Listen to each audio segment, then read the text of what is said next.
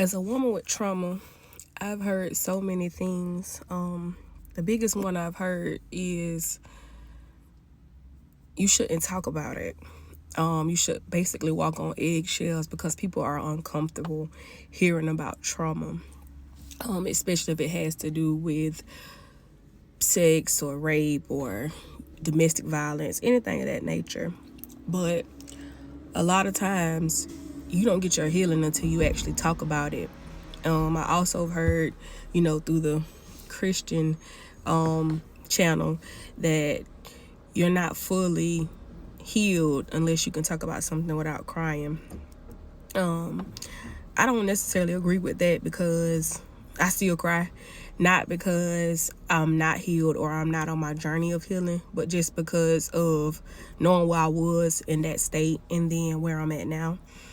I used to talk around the situation. I never would actually say, like, I was raped.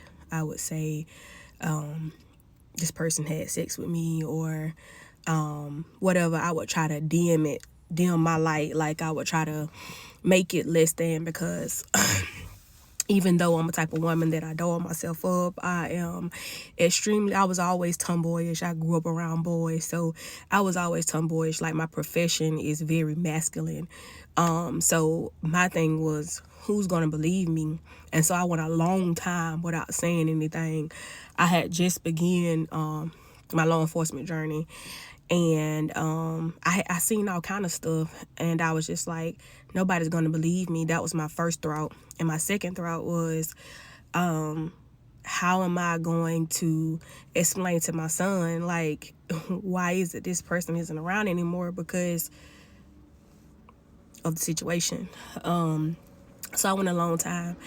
I then started actually backtracking. Like, I was like, I felt embarrassed because I was like, dang, like, not me, like, not this structure of the person that I am. Like, I am a go-getter. I am hard-bodied to the core. Like, literally everybody that knows me know, like, this girl is tough, like, tough, y'all.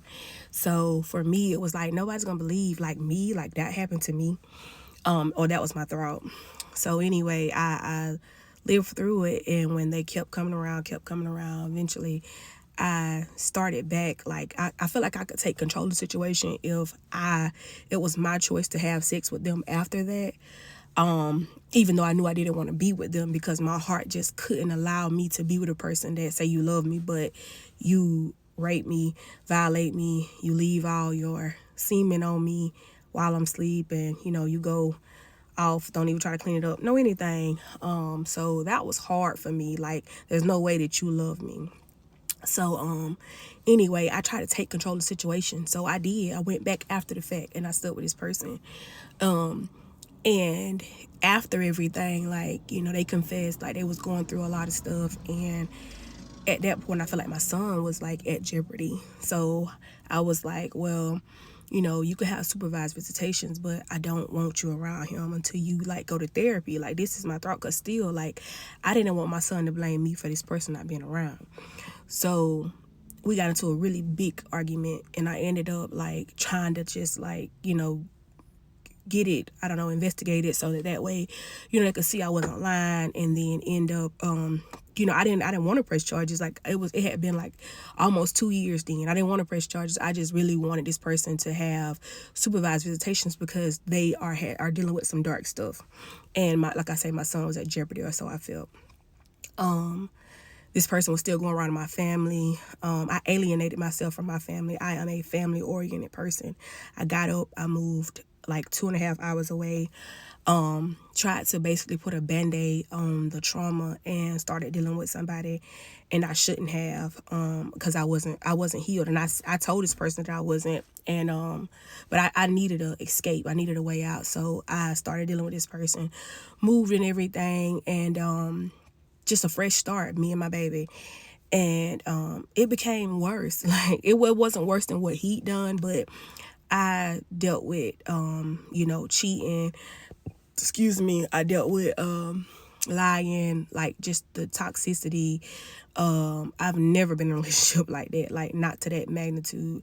domestic violence. Like, this person has a beautiful heart. Like, I can't take that away from that person. They have a beautiful heart. But, like, I've never been jumped on to that magnitude by a man. Like, and I didn't know how to take that, because this person here, like, I've always been a good woman, so I was catering to this person, loved this person. And it was more so like a trauma bond, I think, because they gave me that way of escape from this situation prior. So I felt like this was my escape person. This was my safe place finally. Like, my son could be safe, I could be safe. And so it hurt me more than anything, because I'm like, I shouldn't have to deal with this. I'm way away from my family. You were supposed to be my safe place, and now, like, I'm dealing with this.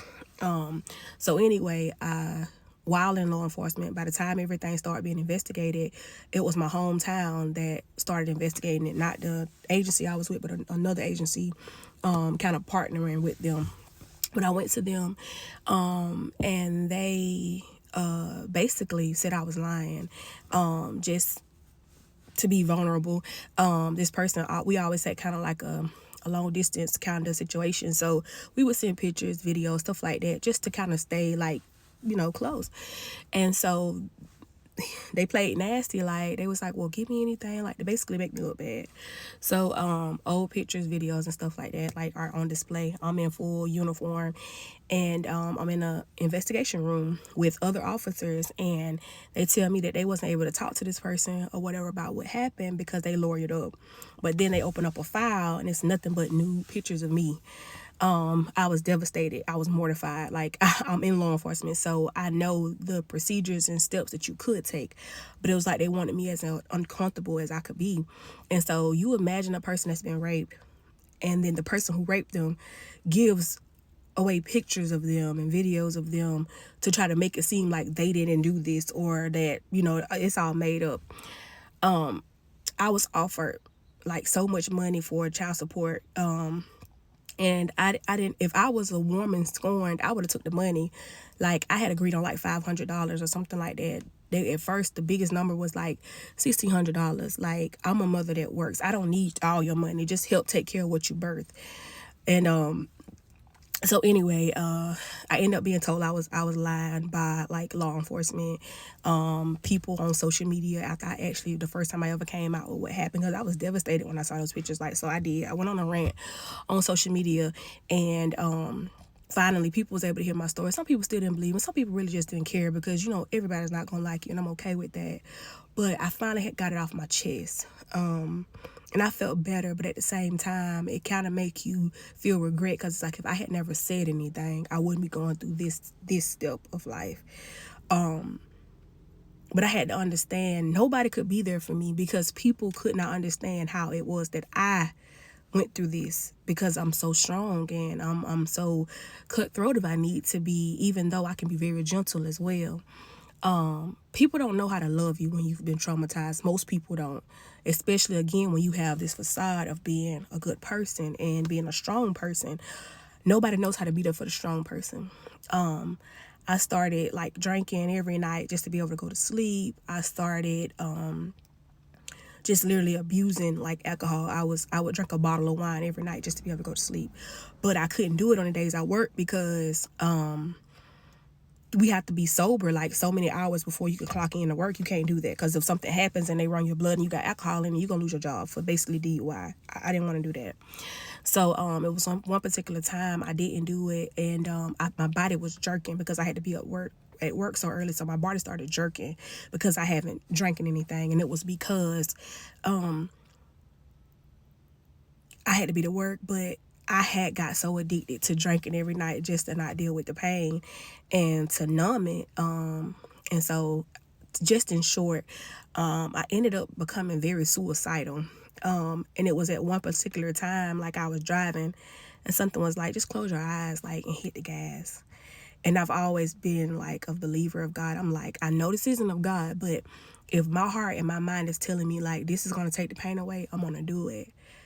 Did it, and I regretted it instantly, because God was like, you haven't been here long enough. Your work isn't done. It's not your fault that somebody else took advantage of you. It's not your fault. It's not your cross to carry when someone does you wrong. So don't feel like that. You're a survivor.